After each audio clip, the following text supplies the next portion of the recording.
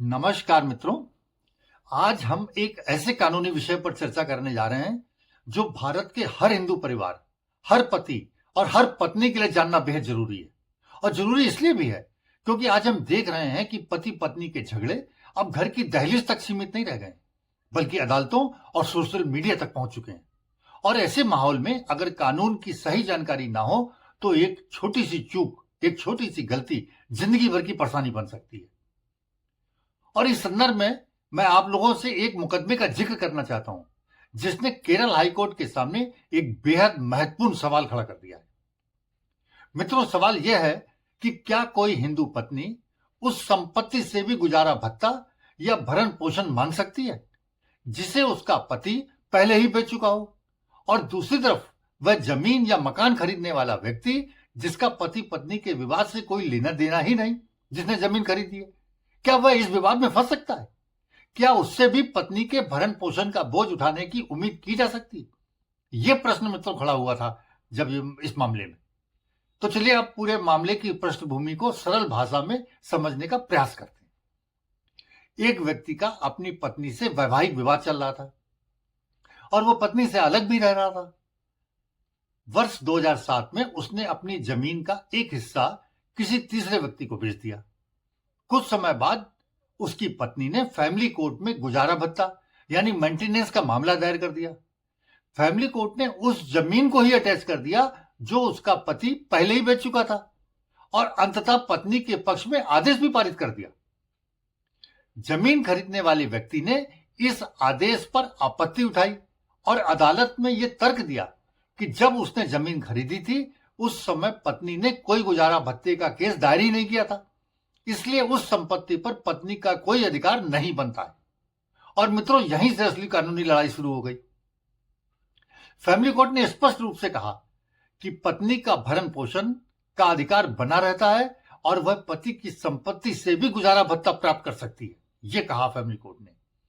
और इसके बाद जमीन का खरीदार हाईकोर्ट पहुंचा और उसने वहां पर दलील दी कि हिंदू दत्तक और भरण पोषण अधिनियम 1956 के कानून में कहीं भी साफ साफ ये नहीं लिखा है कि पत्नी पति की अचल संपत्ति से गुजारा भत्ता ले सकती है। उसने केरल हाईकोर्ट के एक पुराने फैसले का उदाहरण भी दिया जिसमें पत्नी के इस अधिकार को एक हद तक सीमित माना गया था। यह प्रश्न इतना कठिन था मित्रों कि इस टकराव को सुलझाने के लिए केरल हाईकोर्ट की फुल बेंच यानी 3 न्यायाधीशों की एक बड़ी पीठ बनानी पड़ी थी जिन्होंने पूरे मामले को सुना।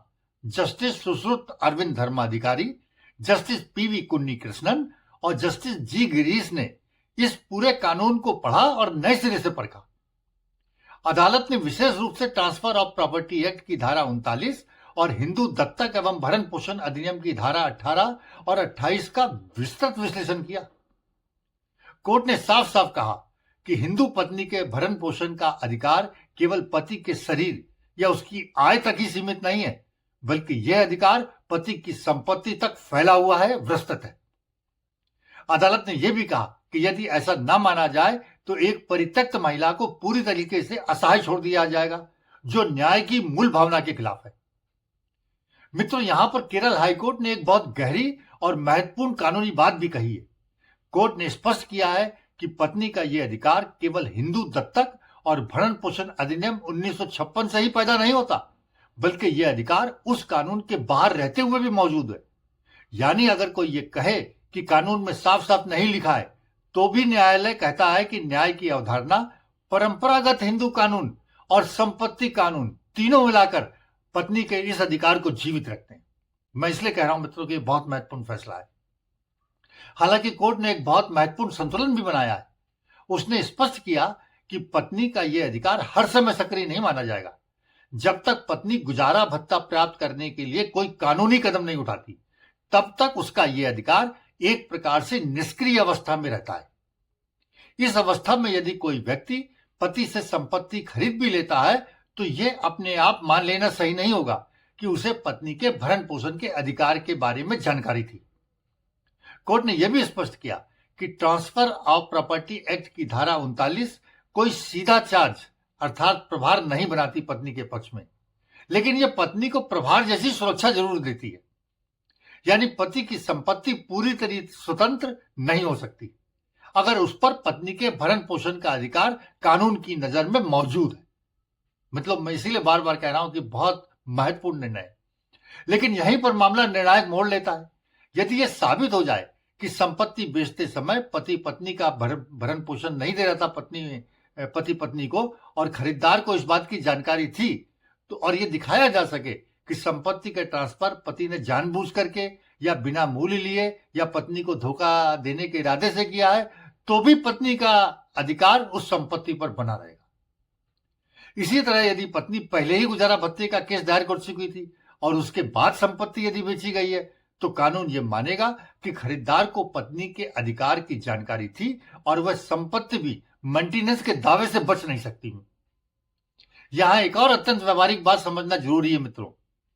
कोर्ट ने कहा है कि केवल अदालत में केस दायर करना ही नहीं, बल्कि अगर पत्नी ने पति को गुजारा भत्ता के लिए कोई पंजीकृत कानूनी नोटिस भी जारी कर दिया है, भेज दिया है, तो उसके बाद संपत्ति खरीदने वाला व्यक्ति यह नहीं कह सकता कि उसे जानकारी नहीं थी जमीन खरीदने से पहले।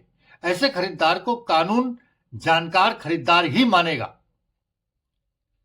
मित्रों, दरअसल इस फैसले से पहले केरल हाईकोर्ट में इसी मुद्दे पर अलग अलग राय सामने आ चुकी थी। कहीं यह कहा गया था कि पत्नी का अधिकार केवल पति के व्यक्ति यानी शरीर तक ही सीमित है, संपत्ति तक नहीं। तो कहीं यह माना गया था कि पत्नी पति की संपत्ति से भी अपना अधिकार वसूल सकती है। और इसी भ्रम को खत्म करने के लिए मामला फुल बेंच को सौंपा गया था, जहां 3 जजों ने इस मामले को सुना और अपना निर्णय दिया। मित्रों, इतना ही नहीं, इस मामले में केरल हाईकोर्ट ने अपने ही पुराने निर्णय जो उन्होंने विजयन बनाम शोभना मामले में दिया था, जो पुराना निर्णय, उसको गलत भी करार दे दिया और स्पष्ट शब्दों में कहा कि वह सही कानून नहीं था। अदालत ने कहा कि पत्नी और बच्चों को पति की संपत्ति से भरण पोषण का अधिकार नहीं है, यह मानना अब कानूनन सही नहीं माना जा सकता। सरल शब्दों में निष्कर्ष यही है कि हिंदू पत्नी अपने पति की संपत्ति से भरण पोषण मांग सकती है, यहां तक कि उस संपत्ति से भी जिसे पति बेच चुका हो। लेकिन यह अधिकार बिना शर्त नहीं है। या तो पत्नी ने पहले से ही कानूनी कार्रवाई कर रखी हो, या खरीदार को पत्नी के दावे की जानकारी हो कि भरण पोषण मांगा गया है, या संपत्ति का ट्रांसफर पत्नी को धोखा देने के लिए संदिग्ध परिस्थितियों में किया गया हो। मित्रों, इस फैसले का असली संदेश बहुत स्पष्ट है। कानून पति को यह अनुमति नहीं देता कि वह संपत्ति बेचकर पत्नी को भूखा छोड़ दे, और न ही कानून किसी ईमानदार खरीदार को बिना कारण कोई सजा देना चाहता है। अदालत ने दोनों पक्षों के अधिकारों के बीच एक संतुलन बनाया है और न्याय को व्यवहारिक रूप दिया है, ताकि न्याय सिर्फ कागजों तक ही सीमित न रह जाए, बल्कि वास्तविक जीवन में भी दिखाई दे। मैं इसलिए कह रहा हूं मित्रों, बहुत सुंदर निर्णय है, बहुत बढ़िया निर्णय। मित्रों, इस महत्वपूर्ण निर्णय पर आपकी क्या राय है? कृपया अपने विचार कमेंट बॉक्स में अवश्य लिखिएगा, और यदि आपको यह जानकारी उपयोगी लगी हो तो वीडियो को लाइक करें, शेयर करें और चैनल को सब्सक्राइब भी करें। हम आपसे फिर मिलते हैं एक नए विषय और विमर्श के साथ। तब तक के लिए जय भारत, वंदे मातरम।